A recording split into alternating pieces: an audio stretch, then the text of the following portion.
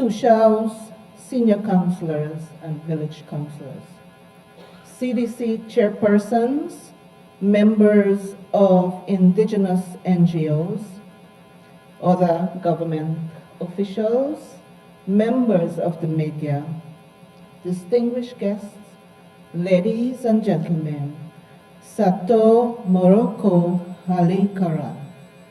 Good morning, everyone.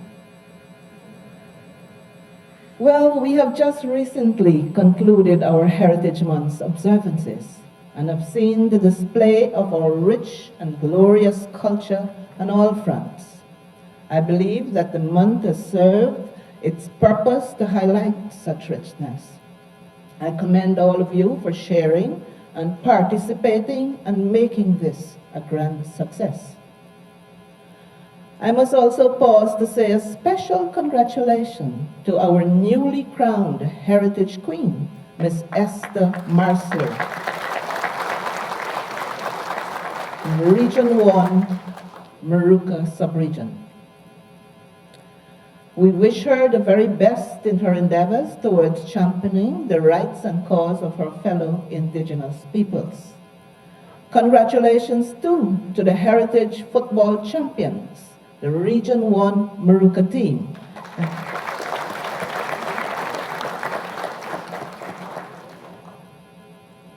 Ladies and gentlemen, once every year, this opportunity comes around where leaders of the First Peoples of Guyana from 215 villages and communities gather to make representation on behalf of their people with regards to education, health, infrastructure, sustainable livelihood, and other developmental projects, women and youth, governance, and land issues.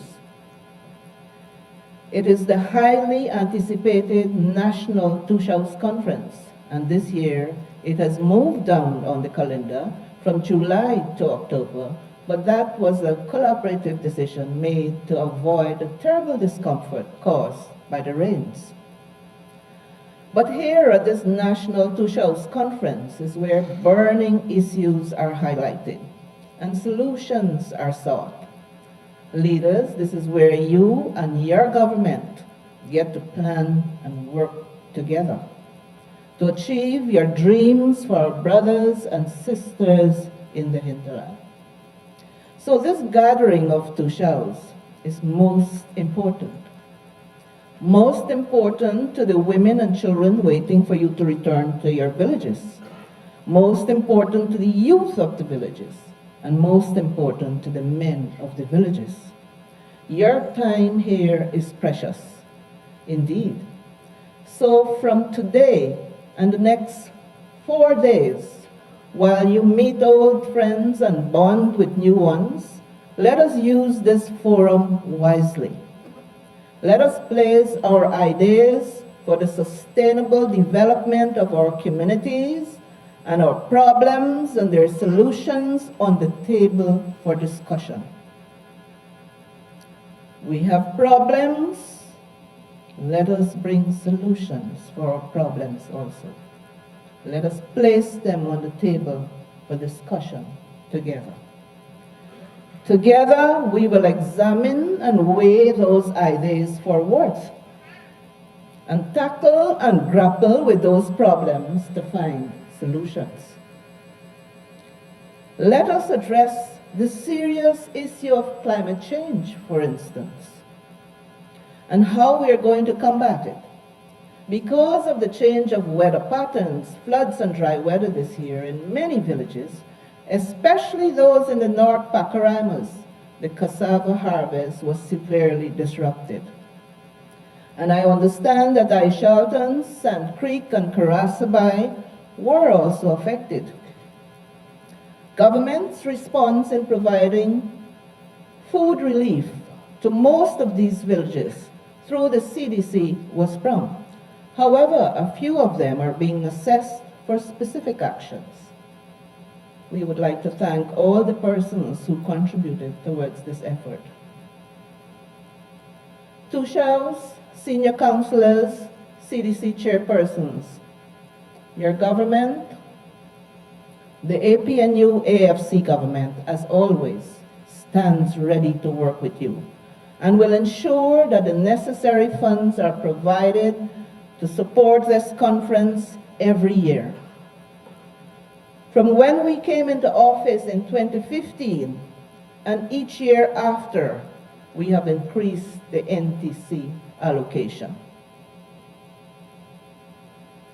This year, the sum of 74 million was allocated, and it seems absolutely necessary that there be an increased allocation for next year's NTC.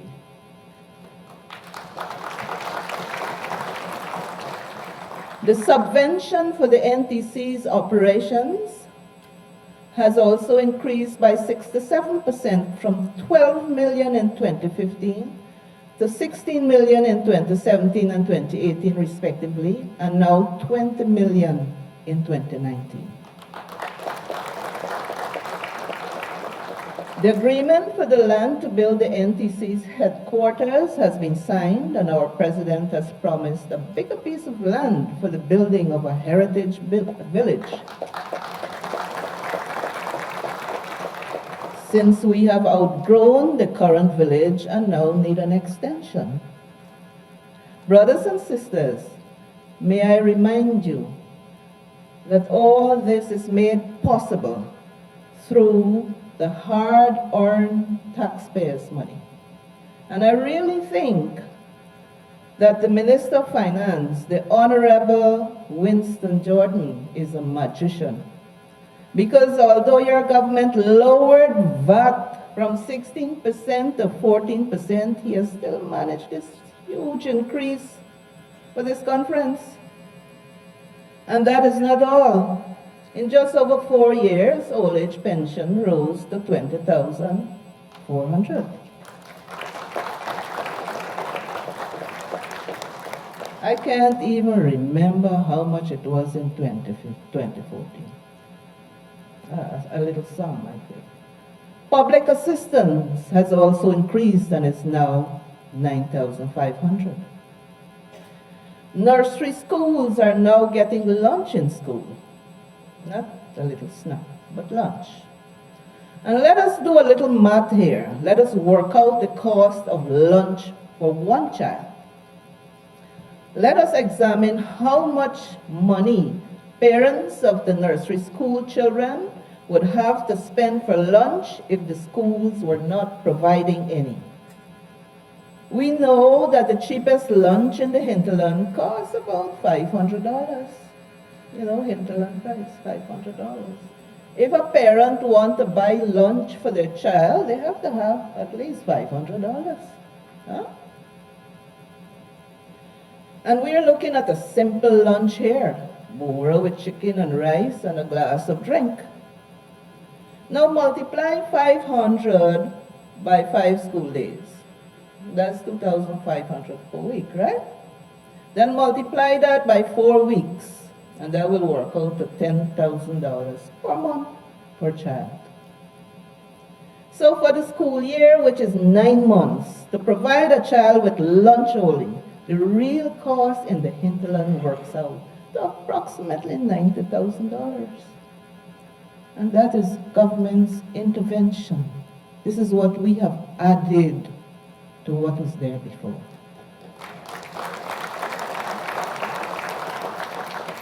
My brothers and sisters of our beautiful hinterland, the AP, NU, and AFC plus AFC government, as I said, is providing $10,000 per month for nursery school child. Plus we have added more lunches to primary schools. So that's another calculation. But this is just an idea I want to give you. Because, you know, if you don't add it up, you don't think about it and you don't add it up, and somebody comes and tell you that I will give you 10,000 and I will give you 50,000 and whatnot, you wouldn't know. You would just take it like that. But if you start adding up all the cents, dollars and cents, you will see how much money is provided for our people in the hinterland by this present government. And I have visited many schools in the hinterland and have been invited to share the children's lunch. I didn't want to take it, but they invited me. So I had to sit with them. It was tasty, it was healthy, and I would like to commend the cooks who do a great job, most times cooking for so many children 5 days per week.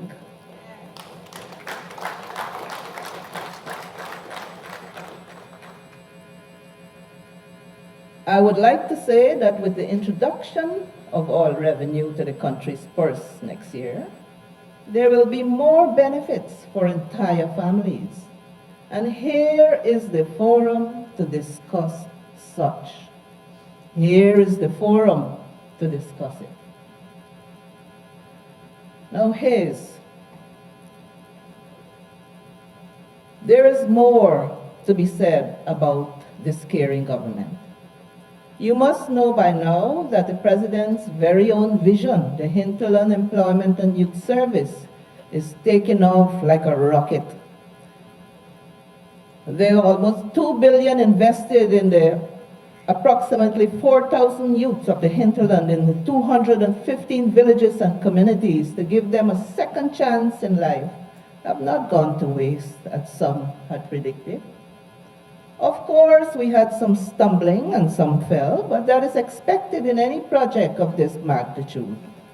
We're happy that many survived, and we applaud the youth for their courage and commitment in striving towards a better life for themselves and their families.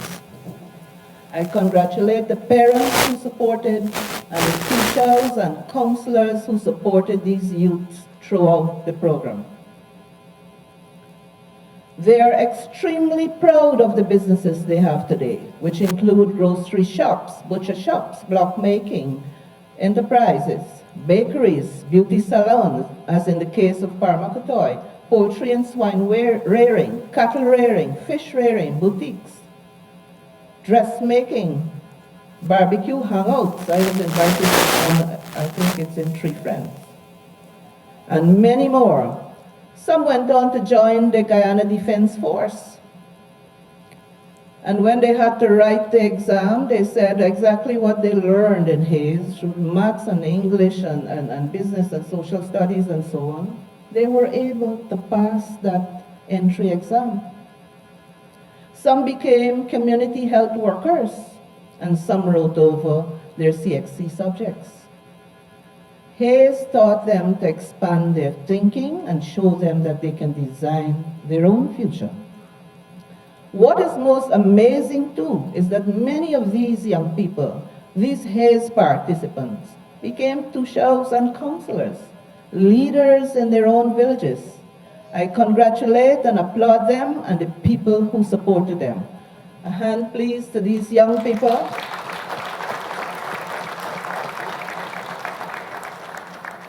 And adults, older folks, matured folks, please do not forget to always encourage your youth. Remember, you were young too. We were all young. And we needed guidance, we needed encouragement. So please give it to your youth. Scholarships. Tushals and leaders, as our country develops, we must understand that we have to also prepare ourselves. We must ensure that our youths are qualified and skilled in various academic and technical areas, as the demand for such will increase dramatically. The Hinterland Scholarship Program, under the stewardship of Ms. Rosamond Daly, a tireless staff, has been working tirelessly to ensure that we make maximum use of our resources.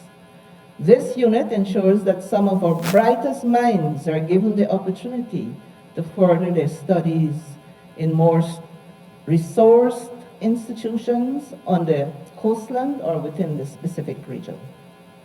We must commend the unit for robust management of the student grades this year, as we have made national recognition with outstanding performances. Our government's drive to close the opportunity gap between the hinterland and the coastland, a vision by no other than His Excellency, our President himself, whereby senior youths can attend tertiary institution on the coastland, has seen the construction of a tertiary students' dormitory at Liliendal. And you're here now, perhaps you can spare some time and visit that dormitory. It's a beautiful building. The spanking new modern architecture is a real blessing to 120 of our promising tertiary mines from across the vast hinterland. This was built to the tune of, in the budget, 186 million was provided, but so far used is 176.4 million. Ladies and gentlemen, this is what this government is all about, creating an academic and vocational revolution in the minds of indigenous and hinterland peoples throughout this beautiful country. Such is the vision of a caring and thoughtful government, one that is committed to creating a real-time development environment for our people, thereby departing from the past trend of giving handouts and making us independent instead.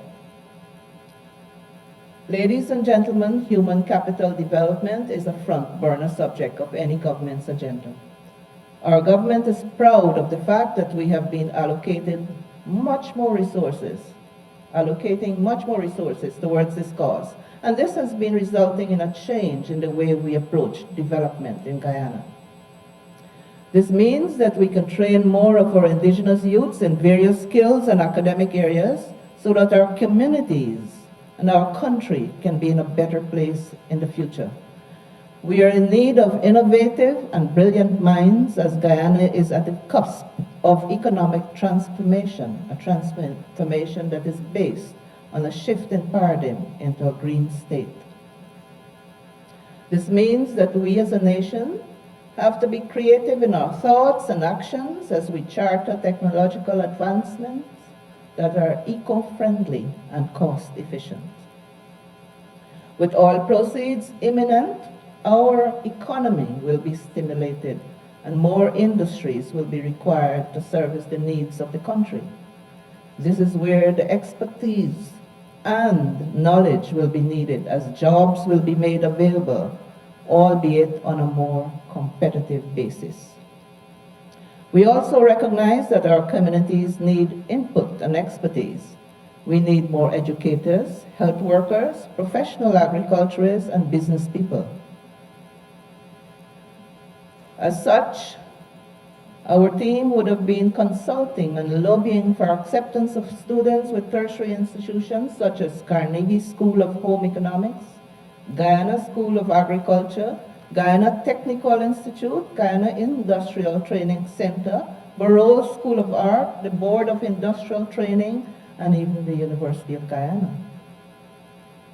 I must thank the administrations of all those named institutions for the support they have been giving to us in this regard.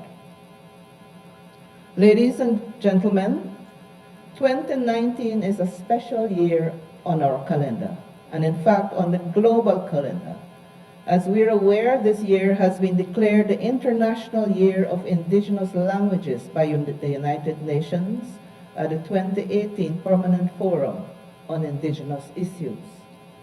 With 30 million budgeted, the government of Guyana, through the Ministry of Indigenous Peoples Affairs, has developed and has been implementing a work plan to ensure that our languages are kept alive by supporting existing structures and programs and pioneering new initiatives for the passing on of the same to the younger generations. Your government had allocated. We have sought to reproduce existing literatures for the teaching of the Warao, Arawak, and Carib languages that are being threatened the most. These materials will be distributed to the communities in a systematic manner as we have started to prepare a program for the teaching of the languages in several communities. Our project coordinator, Mr. Ovid Williams, a renowned indigenous brother who is versed in at least 5 indigenous languages himself, has been working tirelessly to ensure that no opportunity is spared to keep our languages alive. Some of the other activities that are featured in our plan are the production of a first-time Patamona dictionary, the production of an Arikuna alphabet, which will be used for the writing of the language, the compilation and narration of indigenous stories, myths, and legends, the promotion of indigenous music, the promotion of academic discussions through the adoption of indigenous languages in our formal education system. A debate on this subject is slated for the end of this month, seeing the CPCE indigenous students versus the University of Guyana indigenous students.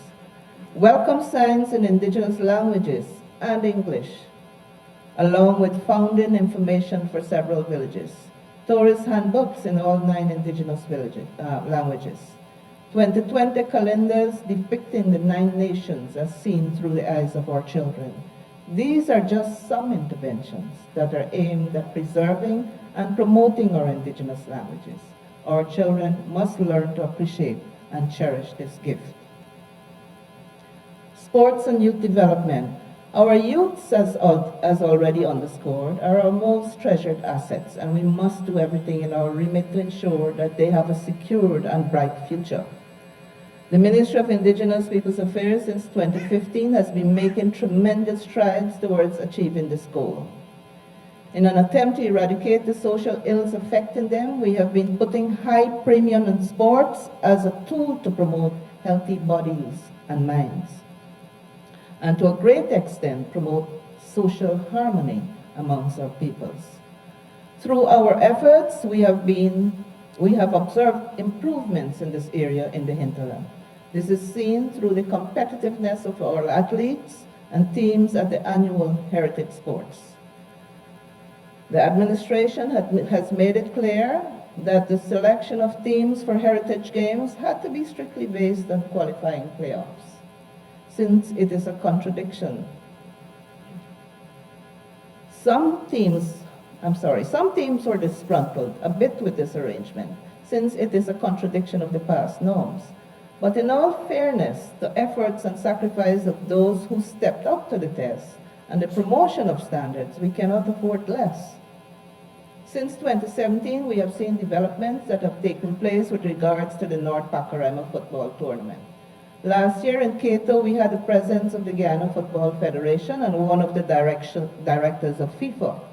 That visit had opened the doors for much support, since the director himself had seen firsthand the high levels of commitments the players and villages have towards the sport. They would walk for days, man, woman, and child, just to participate, which they do fiercely, but friendly at the same time.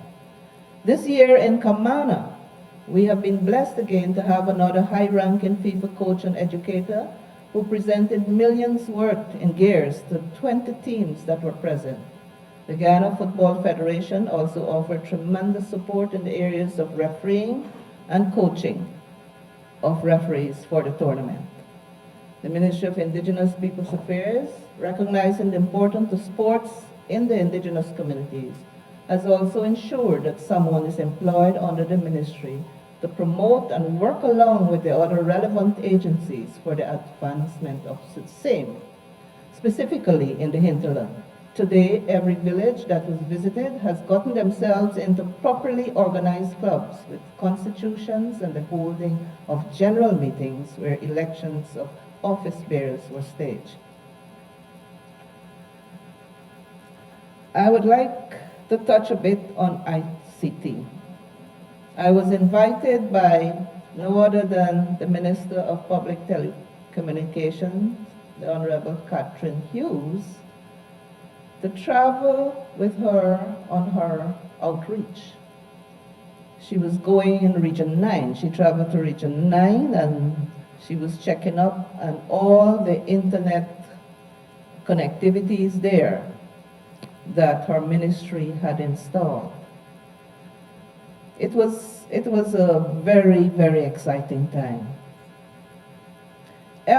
For the first time, every village that we stopped in, we could have sent a message to the office. What is happening in the office. We got in touch, the questions were asked, information shared. You could have kept in touch with Georgetown, with office. Your office came right in every village we visited. My last stop was at Yupukari. I think Tushaw Roshan had left already. I can remember my tablet.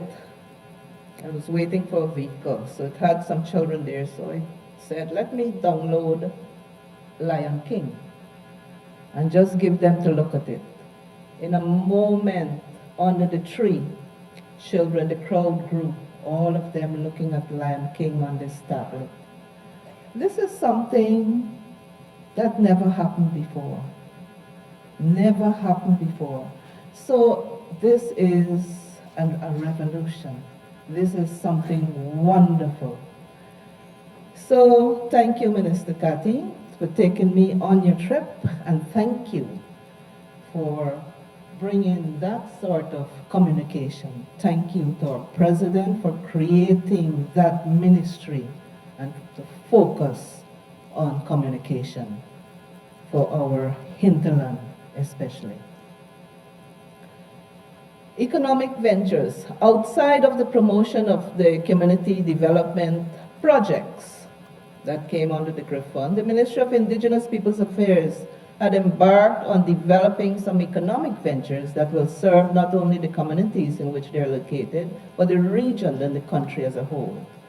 For instance, the lapidary at Monkey Mountain, Lord Pacaraima, Region 8, cassava flour factory in Guyana, fish and crab processing, Smith Creek, coffee processing, Santa Rosa, Shade House, Parima, fruit farm, Parima, fruit farm in Santa Cruz, tourism venture in Warapoka, tourism venture in Carasabai, the sun-dried tomato ketchup and salad dressing with the technical support of IST NARI and the Ministry of Social Protection in Paramakatoy. That is a lot. It's so much more to tell, but you'll hear about them all, I am sure, during your stay here. And many you know about. And you have seen them too. Roads, bridges, radio station, town, magnificent airstrips, some still yet to be completed, in a matter of a little more than 4 years. Oh my. The AP and UAFC government has done a lot in the hinterland, has supported our indigenous people without fail, without favor. So much, I can't say them all. You will learn about them all, but I'm running out of breath, it's so many. But leaders, we have to be reminded at all times that all the developments I have spoken of was made possible and is being made possible through the use of taxpayers' hard-earned money. We have got to respect and value the labor of all Guyanese. And remember too, that when you plan, planning is not all. You sit here and you make your plans and you carry them back to your village. Words are but wind. We have to implement those plans and solutions, and that takes effort, commitment, and focus. You cannot afford to be easily distracted, or you will end up, like my father says, in a boat without a paddle, at the mercy of the tide wherever it takes you. All right? So leaders, it is not enough to be called a leader or take up the position of a leader. You have to be strong. You have to be focused. You have to lead your people into the development of the community and themselves. So while we're here, let us get down to the business of planning with a firm resolve to implement. Unity is strength. All right? And this government, I always say this, we can talk about unity and we can advise about unity because we live it. This government, the APNU AFC government, is made up of 6 parties. And through all discussions and talks and works and everything, we are together. We stand strong together. And that is unity.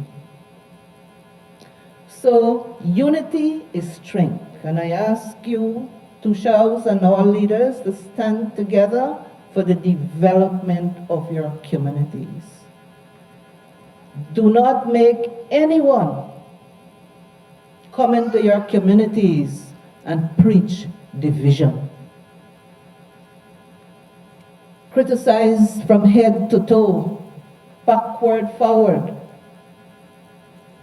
Your government speak about development. And that is what we're serious about. That is where we're going forward together to develop this country and to make our people happy. All must have the opportunity to live a good life. Thank you so much, and may God bless all your discussions and your plans.